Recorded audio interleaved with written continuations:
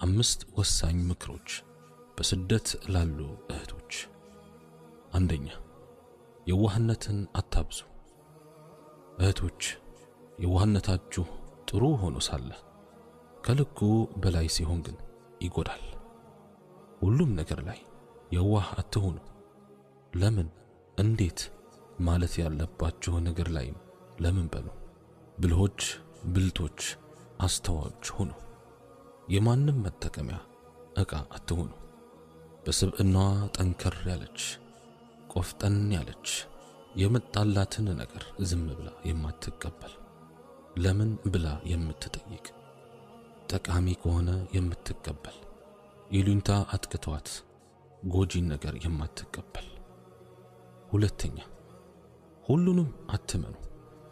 ሁሉንም በማመናችሁ ያጣችሁት ነገር የለም፣ የተጎዳችሁት ነገር የለም። በእርግጠኝነት ይኖራል። ጥርጣሬም አታብዙ፣ ግን ሁሉንም አትመኑ። ልቅ በሆነ እምነት ስንት ነገሮቻቸውን ያጧሉ መሰላችሁ? በተለያዩ ሽፋን በተለያዩ ካባ የሚንቀሳቀሱ እንዳሉም እወቁ። ተጠንቀቁ፣ ንቁ። ራሳችሁን ገንዘባችሁን ጠብቁ። በላባችሁን ጥብጣቤ ለፍታችሁ ያገኛችሁትን ጊዜያችሁን መስዋዕት ያደረጋችሁለትን ነገር እንዲሁ በቀላሉ አትጡ። ሶስተኛ፣ ስትሰጡ በልክ ስጡ። መስጠት ያሰጣል፣ አላህም ይተካል፣ ጀነትን ያስገኛል፣ ደስታን ይሰጣል፣ መከራን ያስወግዳል። ግን በልክ ይሁን። ስትሰጡ ራሳችሁን እስከ መርሳት ድረስ አትስጡ። ለራስህ የምትወደውን ለወንድምህ ውደድ ሲባል ያለህን በሙሉ መስጠት ማለት አይደለም።